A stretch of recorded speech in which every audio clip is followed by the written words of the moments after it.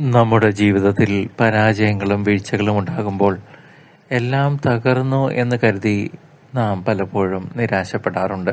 എന്നാൽ ദൈവം നമ്മെ തള്ളിക്കളയാതെ നമ്മുടെ കുറവുകളെ വളരെ സ്നേഹത്തോടെ പൂർണ്ണതയിലേക്ക് നയിക്കുകയാണ് ചെയ്യുന്നത്.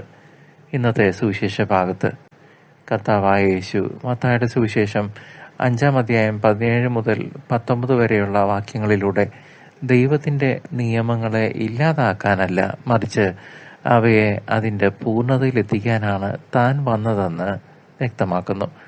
പഴയ നിയമത്തിലെ കൽപ്പനകളെ കേവലം ബാഹ്യമായി അനുസരിക്കുന്നതിനപ്പുറം സ്നേഹത്തിലും ദൈവവിശ്വാസത്തിലും അധിഷ്ഠിതമായ ഒരു ആന്തരിക മാറ്റമാണ് യേശു നമ്മിൽ നിന്നും ആഗ്രഹിക്കുന്നത്. ദൈവത്തിൻ്റെ സ്നേഹപ്രമാണങ്ങളെ മുറുകെ പിടിച്ചുകൊണ്ട് മറ്റുള്ളവർക്ക് നല്ല മാതൃകയാകാനും അവരെ ദൈവ വഴിയിൽ നയിക്കാനും നാം ഓരോരുത്തരും വിളിക്കപ്പെട്ടിരിക്കുന്നു. ഏറ്റവും ചെറിയ കൽപ്പനകൾ പോലും വളരെ വിശ്വസ്തയോടെ കാത്തു സൂക്ഷിക്കുന്നവർ സ്വർഗരാജ്യത്തിൽ വലിയവനായി വലിയവളായി വിളിക്കപ്പെടുമെന്ന് യേശു ഈ വചനഭാഗത്തിലൂടെ നമ്മെ ഓർമ്മിപ്പിക്കുന്നു.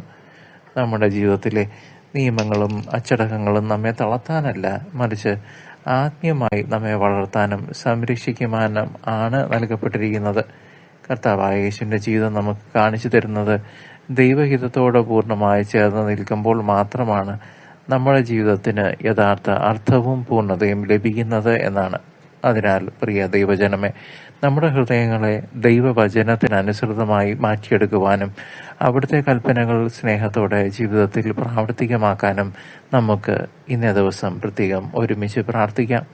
ഏറ്റവും സ്നേഹം നിറഞ്ഞ ദൈവജനമേ, ഈ ശുശ്രൂഷയെ പിന്തുണയ്ക്കാൻ താല്പര്യമുള്ളവർക്ക് താഴെയുള്ള സൂപ്പർ താങ്ക്സ് ബട്ടൺ ഉപയോഗിക്കാവുന്നതാണ്. അതുപോലെ തന്നെ ജോയിൻ ചെയ്യാവുന്നതുമാണ്. കർത്താവിൻ്റെ സ്നേഹം പങ്കുവയ്ക്കാൻ ഈ വചന സന്ദേശം മറ്റുള്ളവർക്കും ഷെയർ ചെയ്യുമല്ലോ. God bless you.